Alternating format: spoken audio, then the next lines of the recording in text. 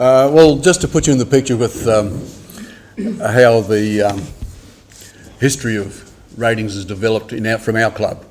Back in the 60s and probably through from the mid-60s to the mid-70s, our rating rules were developed by people in the club itself. A fellow called Bill Wilson, who was an engineer or something, was given the task of coming up with a decent rating to rate multi-hulls. Bill explained it all to us. I was only quite a youngster then.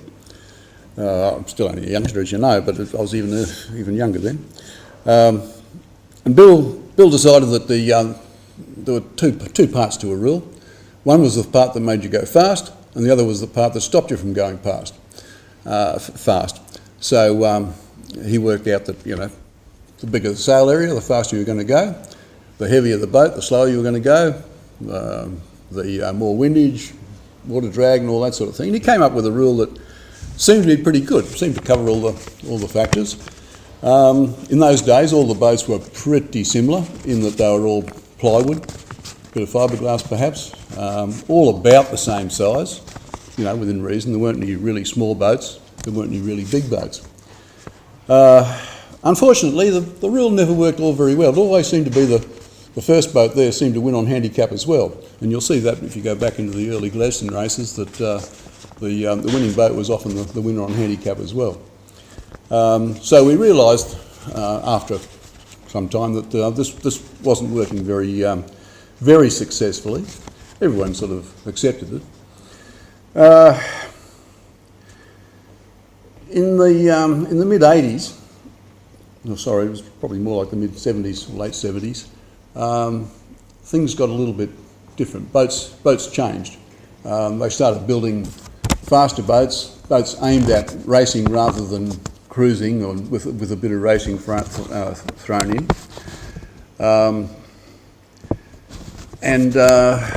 From a space yacht scientist in America called Hugo Myers, I think it was, and a couple of his cronies came, and he was a multi-hull enthusiast as well, came up with a rule which they called IOMR, International Offshore Multi-Hull Rule. And this rule was pretty complicated. Computers were just coming into their own at the time. Not too many household computers, but there were computers around the place. And our first computer programs were on tape, paper tape or something that went through the machine. Pretty complicated stuff. The rule was a pretty sophisticated thing. Went for about 4 pages of foolscap in calculations. Calculated absolutely everything. But unfortunately, it wasn't all that successful. It was certainly better than the original rule that we had, in that not only the fastest boats didn't always win on handicap, but it had some little quirk. If you looked at a bell-shaped curve, in the middle of the fleet where the moderate boats were, if you were one side of that top bit, you got a very good rating. If you're on the other side of it, you had no chance of winning, and there was not much we could do about it. But we persevered with that rule for quite some time with minor alterations. Also, that's where we got the parameters that we measure the boats with now. We used to try and measure the width of the hulls and the wetted surface areas underneath and all sorts of things, which became quite not only difficult but easy to muck about with. People put blisters on their hulls to make them wider at the measurement points to get a better handicap, things like that. And it was obvious that we needed to do something that wasn't quite as specific as that. The other problem too was that the parameters for sail measurements, and this will interest sail makers no doubt, was that those days the measurement for sails was done in the same way as it was for monohulls, where you have a sort of a hole in the sky that you could put a sail in. There was a wire there and a mast there and a boom there, and you could fit a certain space sail in there, and so that's what you were handicapped on. And so people were able to make stretchier sails, or you get some sort of a shape and just get some sort of an advantage that way. Sailmakers know all about that, I don't. Anyway, that reel persisted for quite a while. But in the late 90s, a bloke called Alan Mitchell, who was a club commodore, had a bit of a scientific bent, and he started looking at a rule from Holland, the Texel rule, which was actually developed for off-the-beach cats, but not just one group of off-the-beach cats. It tried to come up with a system that would fit a whole lot of different styles of off-the-beach cats, and it seemed to be very successful over there. When Alan looked at it, he realised that the same sort of parameters that we used for the measurements was what was used for IOMR. And after he'd sort of had a good look at it, he felt that it would be an ideal thing for us and might correct some of the anomalies that we had with the IOMR. So we ran a few tests with it, and it did seem to do that. Alan developed a spreadsheet so that all this happened at once, and it was a fair bit less complicated than the other rule. And what it also did, it actually measured, although I think that might have been something that he and I decided to do, was to actually measure the sails rather than a space that a sail could fit in. We decided to actually measure the sail itself in area, so that if you had a 150 square foot jib, that's what you got rated on, and so on. At this time too, we suddenly found that we didn't just have cruiser races and sort of performance cruisers. We were suddenly getting out and out racing machines coming onto the scene as well, and that required a little bit more thought, because obviously if you've got an out and out racing machine, you expect to perform, and you're going to have top quality sails and the best of equipment. This is going to give you an advantage. We couldn't see too many ways around that either. Anyway, that's how the OMR developed. The various parameters that were put in were tweaked from time to time by various committees to try and improve things. And as new sails come out, like Screechers for example, a formula was worked out for them. We've had some pretty clever people in the club who've run these things through statistical analysis over lots of different races, just to see what would happen if this changed and that changed and the other changed. And the idea was to try and, keep the results as close as possible, but I'll leave that for other people to tell you about. Well, I should sort of go back to the philosophy of the rule, because the Texel rule wasn't meant to reward the best sailors. The best sailors go for one design. Everyone has exactly the same boat, so the best guys come to the front because they just sail better. It's nothing to do with the rig or whatever. It may be something to do with how you tweak the rig, but it's not because everything has to be exactly the same. It also wasn't meant to be about the best boat or the most efficient boat that you could fit in a certain box, like a box rule, for example. Box rule rewards, with a box rule you have a set of parameters. You can have a mast this big, and a boat this long, and a boat this wide. Everyone has the same boat. You can do whatever else you like with it. OMR wasn't meant to do that either. That probably means, who's got the most money to throw at a boat for the most development wins the races. OMR tried to be all things to all people, and probably failed miserably at that. It's almost impossible. What we've always tried to do right from the start is provide a framework for people to develop a boat, develop their crew skills, use the best materials they can, and sail as well as they can, and have a reasonable chance at competing at the level, not necessarily the top level, but at a level that where they have a bunch of other people to sail against. I think it's quite a difficult thing now because of the development of sailcloths and other gear to try and give everyone an equal chance. It's like if you have a box 20 foot long that's square at the ends with a mast in the middle, and you compare that with a long skinny hull that's 20 foot long with a mast in the middle, it's always going to go faster. You can't expect a box to sail at the same as a nicely shaped hull, even in any conditions. It's going to change as the wind changes. You know, the box might go okay in very light conditions and so on. Very difficult to make it work over a large numbers of conditions. So we've now got to the point where I guess we have a group of boats that are right at the cutting edge and are going very quickly.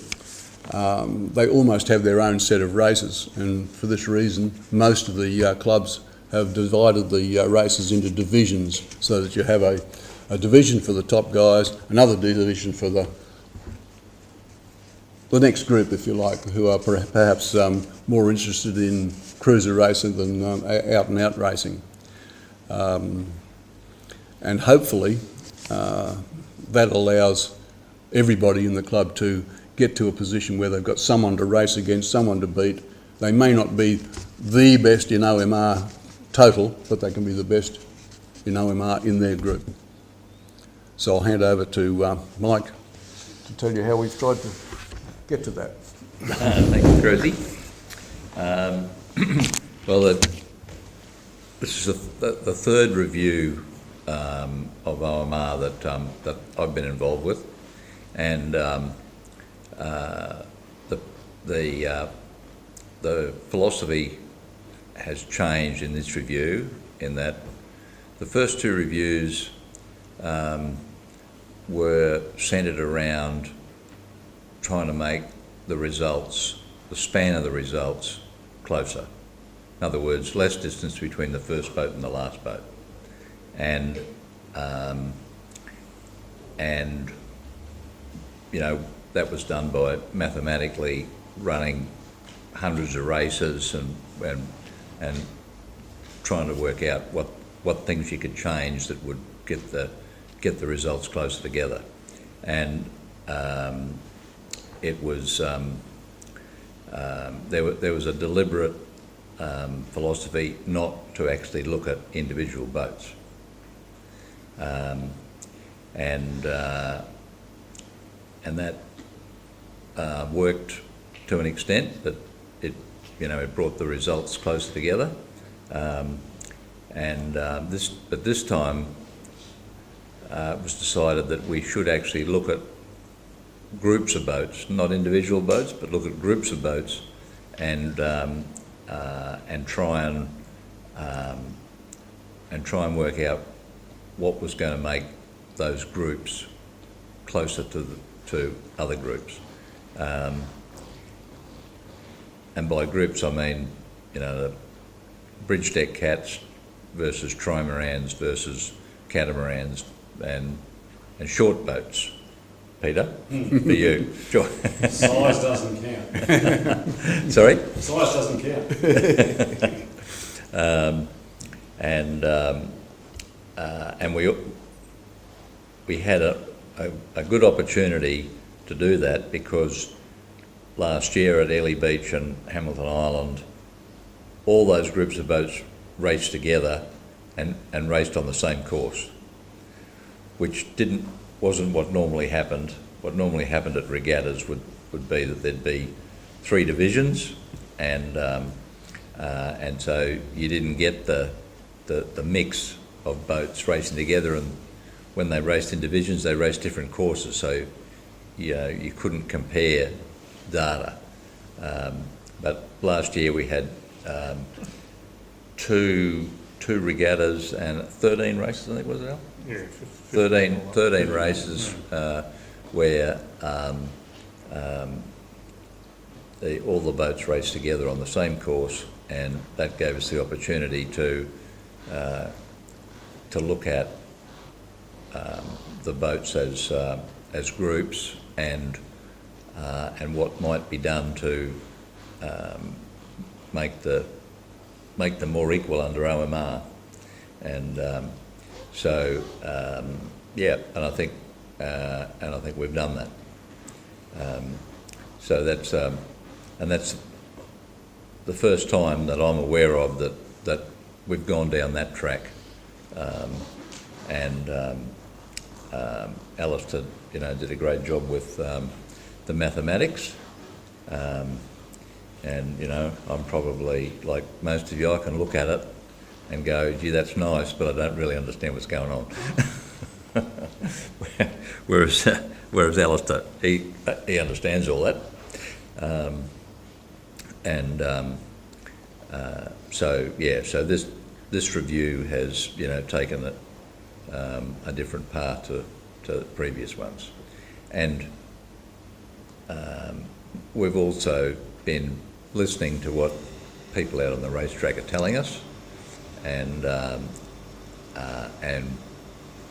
we've taken that into account with coming up with this new philosophy. Now I'll hand you over to Alistair to talk about the detail. So this is where we switch to the computer and start to get a bit more technical than the philosophy and the history. So building on, I guess, what Mike was saying, really what we were trying to do in this review, and I guess the philosophy that Mike described in previous reviews of trying to reduce the coefficient of variation is a very good philosophy overall when you're trying to get everyone into an equal footing. And I think those reviews that did that certainly reduced the spread of boats considerably and brought everyone onto a fairly equal playing field. But there's a risk if you keep going down that path of just trying to reduce the variation, you actually start compensating for things that you shouldn't actually be compensating for in the first place. So the OMR is supposed to compensate for physical characteristics of the boat, but it's not supposed to compensate for how well that boat is sailed or what sort of decisions are made around a racetrack and things like that. So as you start trying to bring the coefficient of variation too fine, you actually have to start compensating for those sort of factors, which is not what the OMR is about. And it could be argued that it had almost started to go too far already. And if you look at One Design as sort of the basis for that, even in a large fleet of One Design yachts where everyone's sort of cutting edge sailors, there's a huge spread in the finishing times of those boats. They don't all finish together, even though all the boats are the same. So at some point, the skill of the crew, the skill of the decisions that are being made, the luck of the racetrack or whatever where they happen to be has to come into it. And if you try to make a formula that brings everyone close together, you actually start accounting for those sort of factors. If somebody always gets lucky, then they'll start to, the formula will start to reflect that. So that's why, I guess, when we stepped back at the start of this process, we tried to work out, well, how actually can we take a bit of a different approach at it? So the approach is really laid out in the slide here. What we tried to do is identify what are the anomalies in the existing rule, and using the feedback of people out there using the rule to assist with that. And then we examined the underlying elements of the rating system to see how we could address those anomalies. And as Mike said, that by its nature starts to address groups of boats who all share the same sort of characteristic. As Mike said, good data allowed us to really see the impact of that, and we could look at how that data compared on the old rule and how it compared under the new rule. We did quite a lot of parallel sort of analysis before we actually released it into the wild sort of thing. And I guess at the start, I should say as well, this review isn't trying to fix everything in the OMR. The OMR is a development rule, goes through periodic reviews, and this is just a step in that journey. There will be future reviews that fix it further, and it will continue to develop. We haven't tried to fix absolutely everything in the rule in this one go. We've tried to move it in the direction that we think it should go, and then assess whether we've moved it far enough, too far, or need to bring something else in at a later point. And then at the same time, there are some administrative changes that we made just to the background of how the system really works, not specifically to do with the formula itself. So if you group it up as to what the general feedback we were receiving, there's sort of 4 points that really came out of that. And so this is based on feedback from people. We sent out, at the start of the review, we sent out an email to everyone saying that we were doing a review, requesting feedback, requesting data, preferably, to support that feedback. And the general consensus we received was that there's a perceived or an actual bias towards cruising multi-hulls, specifically bridge deck catamarans tended to be winning more than a representative share of the races that they were in compared to out and out racing type machines who you would expect to be placing well. There were apparent discrepancies in the sail efficiencies between different boats, with not too much of a physical difference between the boat itself, but a calculated difference that favoured one or the other quite strongly. There was a perceived, again, difficulty for smaller multi-hulls to be competitive under the rule.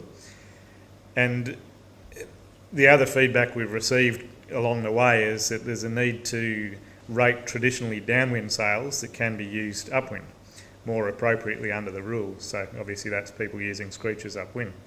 So that's the sort of 4 main points that we heard. What we did in the rule is we sort of, as I said, looked at the elements, and what we could see in the underlying data was some things that we knew or felt were to be wrong in the rule, and really that was drag factors, the rotating, and I'll go through these individually with specifics. The impact a rotating mast had, the sail efficiencies, and the factors around the length of the boat. So they're the 4 main modifications we've made, and now I'll talk about each one in turn. So hoping that people can sort of see the detail in this slide up on the screen. What we're looking at here is the drag factors. Now and I guess Jeff would attest to this, when the drag factors were originally put in the sheet, there wasn't really any data. It was hard to actually say how much better or worse one type of propeller was to another.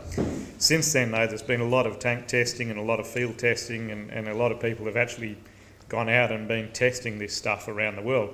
And with the beauty of the internet, we have access to all of that.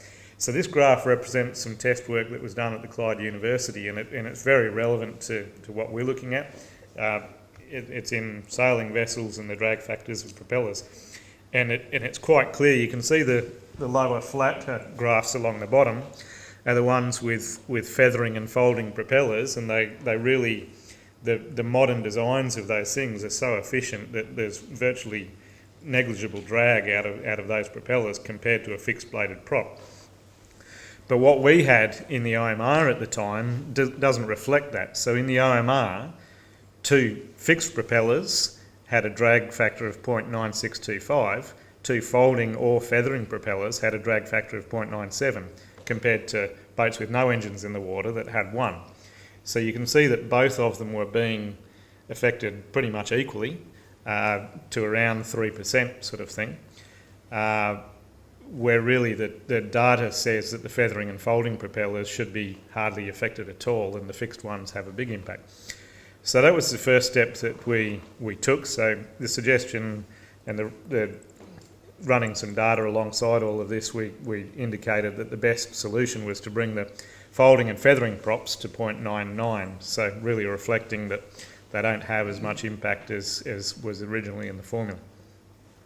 So that's the drag factors. Now, I guess happy to take questions at any stage, but it may be more logical to run through it all and then have questions in general at the end. But if anyone has a specific question in their mind at the time, feel free to jump in. That's good. I'll keep moving. The next thing that we looked at was rotating mast. So while investigating the impact of rotating mast and how it was addressed in the formulas, it actually uncovered a very slight, I will say, error in how it was treated before.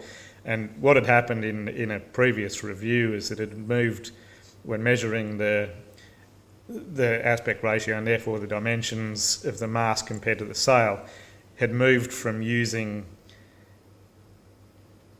LPM to using E, but left in the dimension of the mast an angled calculation similar to the angle that the LPM makes, the LPM being the right angle in the mainsail coming from the gooseneck to the luff. So that was addressed. Take that out. What that actually did is increase the impact of rotating mast, but only very, very slightly.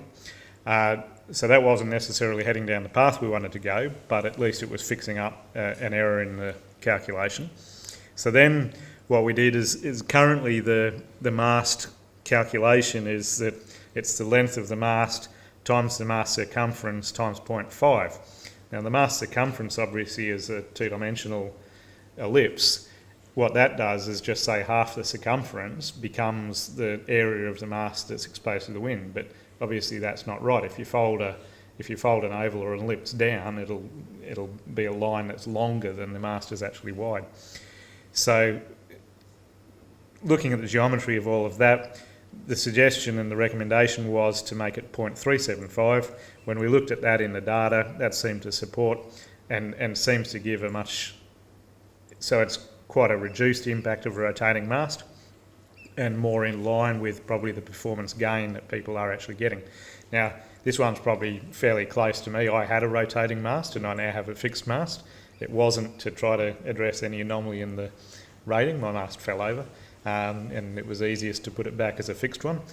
But along the way, I was really able to understand that I wasn't getting the performance benefit that the rotating mast formula indicated that I should have been getting. And talking to other sailors, there was general agreement on that.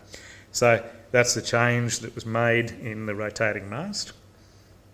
And really, fairly small changes from each of these factors. And as we'll talk about at the end, it depends whether this factor impacts on the particular boat that you might be worried about as to whether it gains or loses out of each one. But boats that are impacted by more of these factors than others will gain more or less than ones who don't have any of these sort of features. The next one was sail efficiencies. So sail efficiencies weren't in the original OMR system. They had been introduced at a point, and it was in line with what Mike was saying to try to bring that spread of coefficiency of variation and reduced across the race fleet. Now, it wasn't necessarily done for too many technical reasons other than to really just reduce that spread of boats, and this was seen to be a way that appeared to do that and was used and was then fine-tuned and worked on quite a bit through the reviews and was seen to be useful at those points in time. I guess what we're saying now is that when we start to analyse recent race results in the same way, that efficiency being in there doesn't actually improve the results anymore. Things have changed from when that was being done to now, such that the sail efficiencies actually aren't doing what they did in the previous reviews. They aren't actually bringing the boats closer anymore. And what they're tending to do is actually cause anomalies where some boats have what are calculated to be inefficient sails that in practice seem to be very efficient, and the rating was favouring those sort of boats. So again, that's what we've looked at there. We looked at a range of steps to make in the efficiencies to reduce it by a bit, to halve it, to quarter it, something like that. But at the end of the day, it really didn't impact the results too much. And the best way we could represent the data in the recent races was actually to take the efficiencies out completely. And I think what that reflects really is that modern sail design can make what in theory might be an inefficient aspect ratio, it can still make quite an efficient sail to power that boat through modern sail design. Now obviously at the ends of the spectrum that's not going to be true, but most of the boats that are out there racing these days have got quite effective sail rigs and sail plans. You don't have too many of the sort of old plywood bay boats that are trying to race with quite an inefficient rig sailing around. And the sail efficiencies had some anomalies as well. I mean, you could actually, in theory, get a sail that was more than 100% efficient under the way that the previous calculations were made. So when you started to get to the top end of the boats, the efficiencies seemed very unreasonable compared to the efficiencies that were being imposed in lesser boats. So, as I say, the change that actually made the best impact in the results was to remove the efficiencies at all.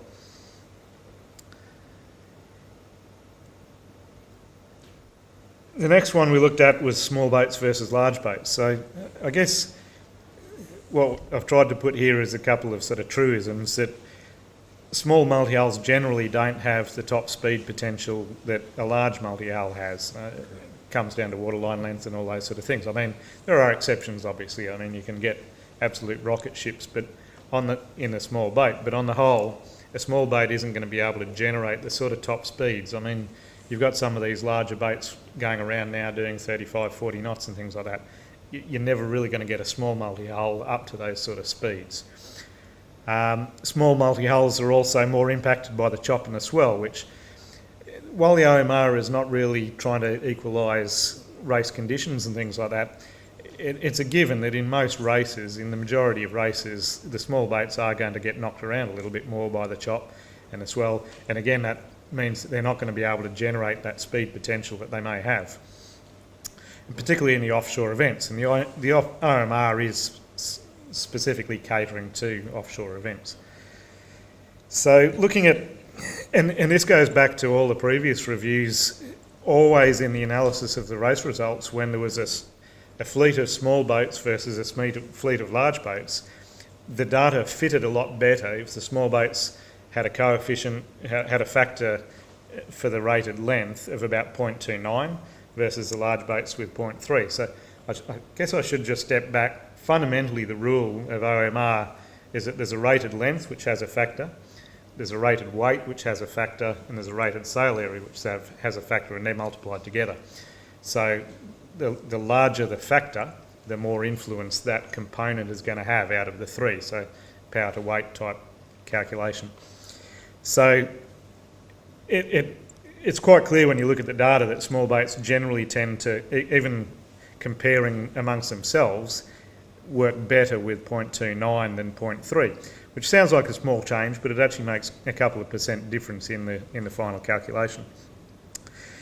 So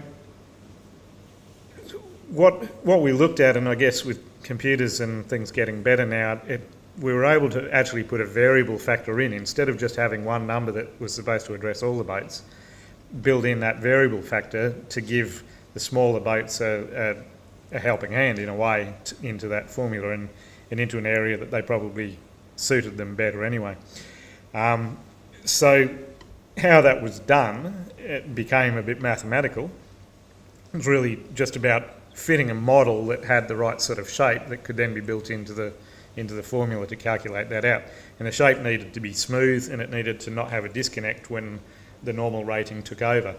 So the graph up there shows the shape that is in the model now, and this is the shape as it relates to that RL factor. So a boat right at the lower end of that will have an RL factor of 0.29. A boat anywhere from about 11 metres longer will have an RL factor of 0.3. People in the middle will have somewhere between that. The impact of that is that boats over 11 metres see no difference. Boats close to but less than 11 metres will see a negligible change, but as the boats get to the smaller end of those in the database, the change grows to about a 2% reduction in the OMR for those boats. So effectively what that does is gives a bit of a boost to the smaller end of the fleet to bring that playing field hopefully a bit more level in that regard. Now this is a reasonably fundamental change because up till now the factors have always been just a fixed number for all fleets. So this is quite a difference, and we talked about the philosophy of it quite a bit within the committee, and we think that it's a good way to go, and we'll assess the data and see how it pans out. You'll remember the other anomaly we heard, and you might have seen it was missing from the changes that were made, was upwind screeches. So the issue we have is the OMR really has to be a development rule, and therefore to a degree it lags what people are actually doing, and then uses the data to start to work out how to rate those different aspects. And the rules shouldn't ever penalise somebody for trying to make their boat go faster. So there's quite a few voices out there that we've heard that say that should just be banned. You should stop people from using that because that's cheating and that's a loophole in the rule. The rule isn't about telling people what they can and can't do with their boats. It's about understanding what people are doing with their boats and then understanding how to rate that equally for them. Now, at the moment, we just don't have the data on enough boats with upwind screeches to really work that out. The difficulty we have, I mean, there are obviously boats in our database that do use upwind screeches, and you could say, well, we've got data for that. But we don't know what size of screecher they use because all that we measure is the largest screecher. And those boats typically will have more than one screecher. So we don't know the size of the screecher that they're using upwind. So we've put a request back out to all the people who've sort of given that feedback saying, tell us more, tell us what size screecher people are using upwind, tell us how they're using it, and tell us what you think the actual impact is, because certainly when you look at some of the data and some of the noise we get about the upwind screeches is there's a boat out there that has it and it shouldn't be, but that boat isn't winning and it's not winning on OMR. So what's really the issue with it? And until we get that sort of database building up, and of course there are other boats out there with upwind screeches who are winning on OMR, but the one that we've heard particular noise about hasn't. Trying not to get too specific.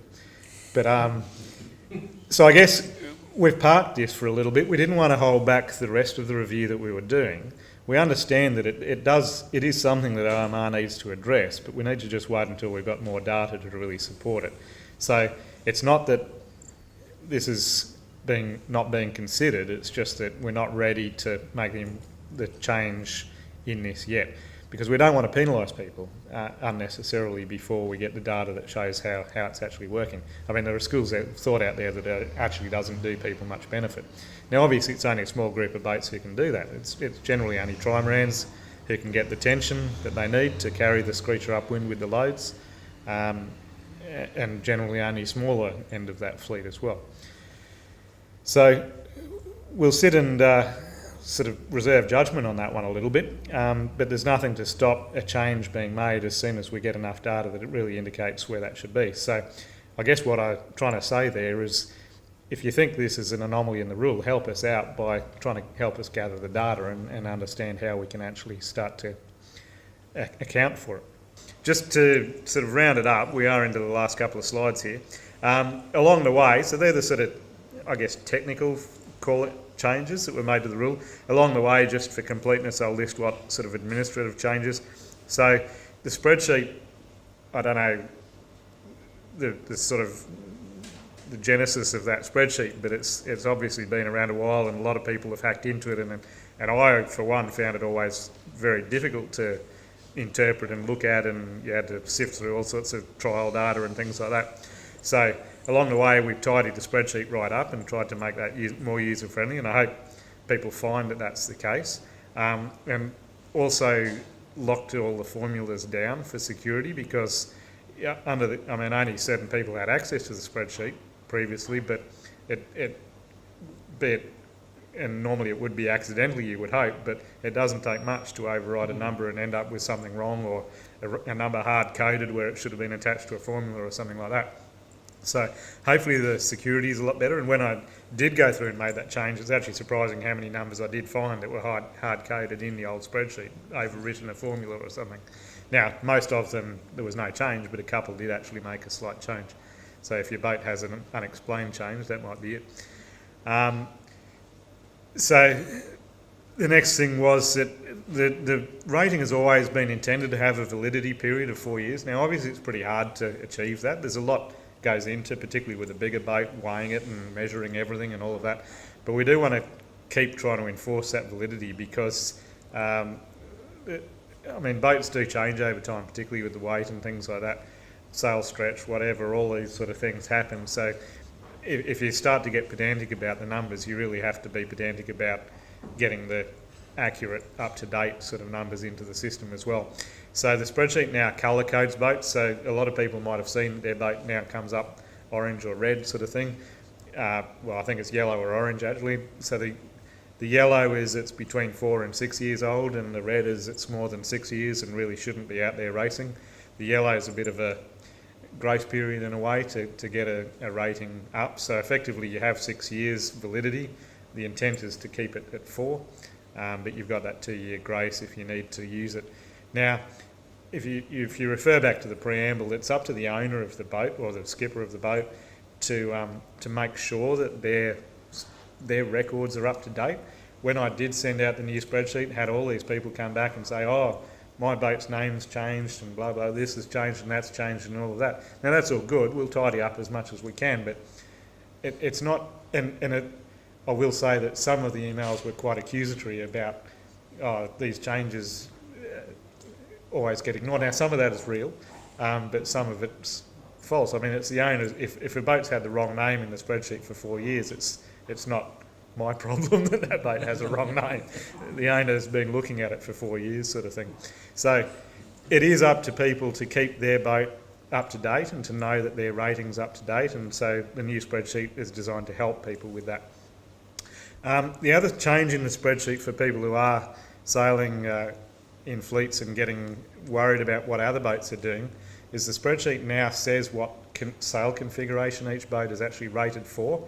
Before, it was very hard to work out without sort of going right into the back of the spreadsheet, to work out whether a boat was rated with a spinnaker or not. And you might say, well, I didn't think that he was rated with a spinnaker, but there he is on the race course with a spinnaker up, sort of thing.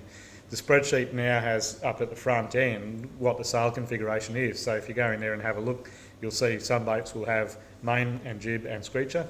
That's what they're rated for. If they're flying a spinnaker, they're not sailing under OMR anymore because they're not rated to have a spinnaker.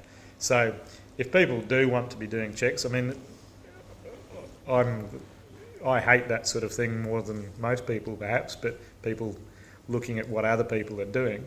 But again, it's up to each person to make sure that their boat is appropriate. If your boat is in there with a main, a jib and a screecher and you use a spinnaker, it's up to you to get that spinnaker into the rating and make sure that it's there. But now there's a little code up the front to help you understand what that is and maybe to help your fellow sailors understand how you should be sailing. Now, I don't think that's going to apply to many boats, but there were a couple that stood out to me that I think are sailing differently to how they're rated. Can I just butt in Yeah. for a second? One of the important things about being rated every 4 years or so is that not so much that the boats change, they do a little bit, but it also helps us correct any mistakes that were made in the original rating. I've recently remeasured a couple of boats. In 2 cases, their spinnakers were incorrectly measured in that they were 2 metres, or one was 2 metres longer on the luff than it actually was, which obviously wasn't, it hadn't grown that much. Sailmakers, correct me if I'm wrong, but I don't really think they stretched that much. And the other one was over a metre longer on its luff. So it had obviously been incorrectly measured in the first place, and the poor buggers were carrying these huge ratings because the spinnaker was measured much bigger than it actually was. So it's definitely in your interest to check on those things. Normally we get the owner or his representative to sign off on the measurements when they're done, but you know, if you're not really taking too much notice, you can easily slip in a 13 where a 15 should have been, or maybe when they're translated from spreadsheet or from paperwork to spreadsheet, it goes from, it looked like a 13 on the paperwork, so or it looked like a 15 when it should have been a 13. So it's important to keep an eye on these things for yourself as well, and at least after 4 years, if you get it redone again, you'll be able to correct that. By then, of course, you probably should have 3 or 4 new spinnakers. Along a similar line, and this is still probably in the intent phase rather than in the reality, but we are looking at how to build a cloud database of inventories and things like that, so that we actually have access to all these forms and things, so that if you want to check somebody's inventory at a race meeting in Airlie Beach, then you can just pull it up on your computer and have a look, sort of thing. So that's the intent of where we'd like to get to. It's possibly not going to get there straight away, but that's where we're trying to head. what we have done is updated the preamble. So the preamble, the new spreadsheet, are all uploaded to the website now. The intent is still that the website is always the point of truth sort of thing, to use Peter's words. And along the way in this process, we've generated a mailing list of OMR skippers, so people should have been getting these sort of emails out. If you haven't, let us know. It's been a hard process actually, that, because up till now they've just been in people's private emails sort of thing. So we're trying to pull that together as a database of interested people rather than just OMR skippers, but interested people who should be told about changes with OMR and things like that. So if you haven't been getting emails about the changes, then let me know, because your email address won't be on that list. So I guess just trying to summarise quickly, we've sort of talked about a few things along the way, but just pull it all together. This is the last couple of slides now. I think I said that before as well. So the overall impact of the changes, we have been able to look at obviously the really good race data that we had from Airlie Beach, Hamilton Island, but that was only a cross-section of the boats that are in the overall database as well. But we've looked at the Surf to City, the Brisbane to Gladstone, those sort of things, how the old OMR did, how the new OMR did. On the whole, we haven't been too surprised with the results. We've been quite pleased with the new MR treats it better. If anything, I guess I said at the start, we weren't trying to fix all the problems straight away and leap straight to the final answer. It's always going to be a path that you follow. If anything, we may not have gone far enough in some of the things. Now, that's contrary to some of the feedback I've heard where people have said, like, for example, a sail efficiency, removing it completely seems to be a step too far. But when you're looking at what we're actually trying to do, close the gaps, it actually hasn't closed the gap as far as we might like. So that's potential for future reviews and things to keep working on that process. But overall, it looks good. What we needed to do, all the sort of changes, going back to the philosophy of the statistics, playing with statistics and playing with factors and things generally won't actually reorder the boats in a race. It might bring the corrected times closer. At times it will reorder, obviously, because of the combination of factors that come in. So if you make a change that really impacts that sort of the three different coefficients in a certain way, it can reorder the results. But what we've tried to do, but by just trimming factors and coefficients, that doesn't necessarily happen. What we've tried to do by addressing particular anomalies and make a sort of step change in a particular area is introduce changes into the process that will actually reorder the fleet at times rather than just bring the results closer.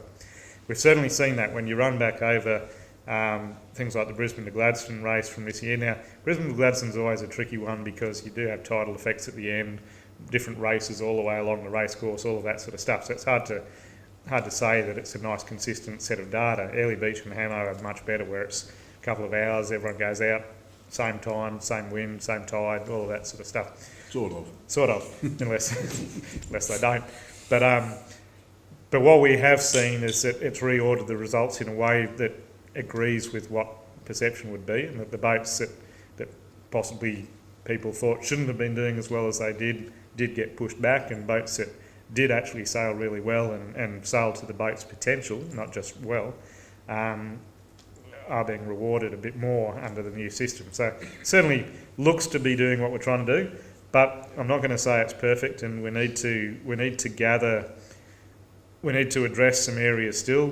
There's still room for improvement, room for review, and continuously seeking feedback and real data. I mean, I guess we say that every time we do sort of these reviews. It's easy to say, it doesn't work for this reason, but what we really want to know is what were the conditions on that day, what were the race results you're talking about, did everyone sail well on that day, or can we ignore that data point because that person just had a shocker, or what sort of thing is it? Because unless you've got that real life data, not just a set of numbers, it's hard to really map it out. And that, again, is the advantage we had from Airlie Beach, is that Mike had been there and a lot of other people had been there who we valued the input of, sort of thing. So always seeking that. After particularly removing the sail efficiencies moves all of the OMRs up, so that would just surprise people and make people sort of have to learn a whole new paradigm sort of thing of where things were. So the factor at the front of the RMR equation is designed to address that. So that factor has then been changed to bring everything back so that the average of the whole database is the same as what it was before.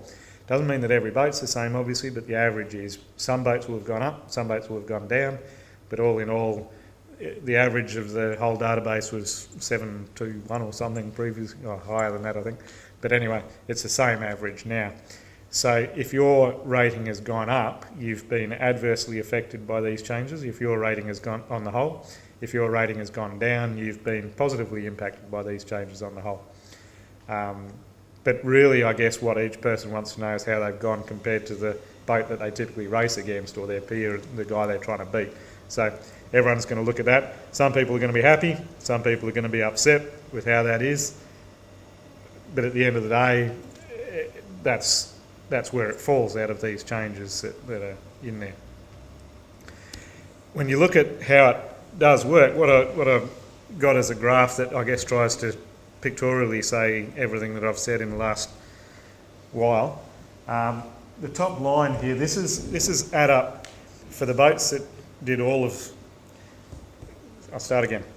For Airlie Beach and Hamilton Island Race Week, for every race, what we did is took a reference boat in the fleet and compared the finishing time to that reference boat for every single race and got a factor. So in race 1, they might have been 90% as fast as the reference boat. Race 2, they might have been 93% as fast in the elapsed time. We added up those factors and averaged out those factors for all of the races to arrive at a relative speed ranking for the boats for all of those races.